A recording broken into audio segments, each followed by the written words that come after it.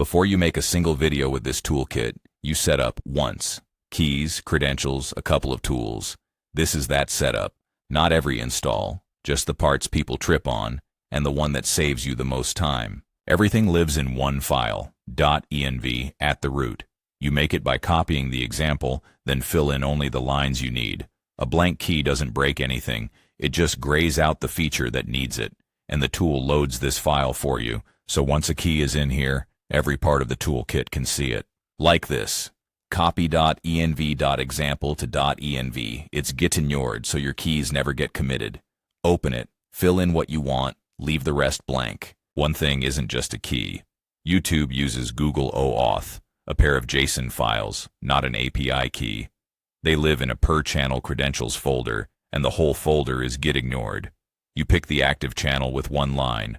Most people have one channel and never think about it again. Two tools need a word of explanation. First, npx.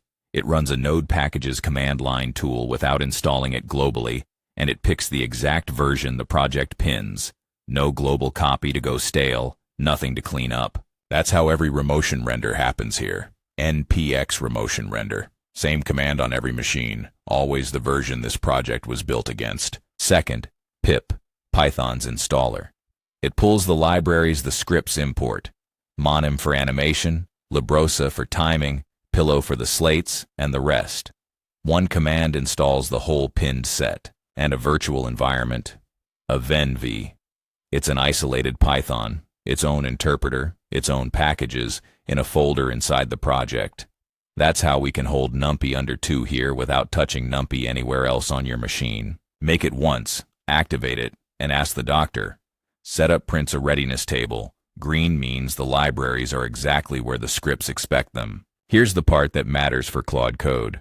When it builds a video, it runs those scripts as Python 3. So Claude Code should be working inside the venv.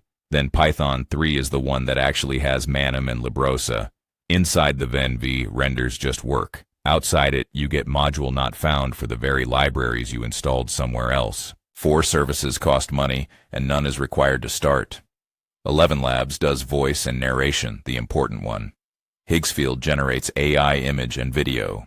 FAL is an optional image path, and YouTube publishing is free, just quoted. Here's the single biggest time saver in the whole toolkit. Record about 30 minutes of your own voice, once, and clone it. Narrate live and you pay a tax every session, finding the mic, killing the noise, setting levels, redoing the flubbed line. 30 minutes gone before you keep one good take. The clone moves that cost to once.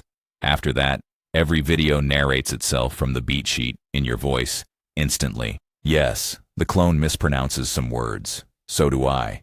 It's a review note like any other. Catch it, spell that one word out in the beat's text and move on. A rounding error against never fighting a microphone again. When you're set, 2 commands tell you exactly where you stand. Setup for the dependencies, and art keys. It checks every key you've set, live and free, without spending a thing. That's setup. Do the voice clone. It's the highest leverage 30 minutes you'll spend. Subscribe to follow the series, and find the whole toolkit at www.brutalist.art. You bring the taste, the machine brings the hands.